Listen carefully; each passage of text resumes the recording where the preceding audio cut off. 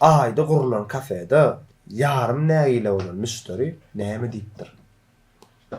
Ayda kurulan kafede. Ayda kafe var şu tayda. Bir yerin davany bolýar. Aha. Şo müşteri näme diýipdir? Ayda. Nägile bolanmışdy. Ova. Näme diýipdir?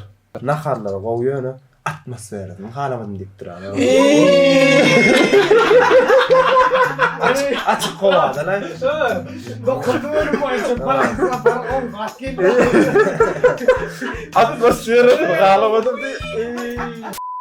Sura sapağında muallim okuwçylara yer planetasyny, şu yer planetasyndan başga istenlik planetany suratyny çekmegi buýurýar. Yani yer planetany çekmek bolanok, galy näme planetany çekip bilýän diye. Onu bir okuwçy surat çekip getirýär.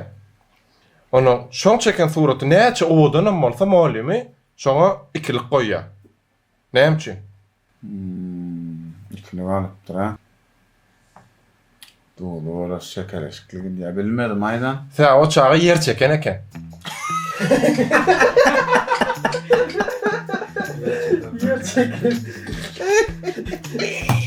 Koyuyorum ben de o yakar.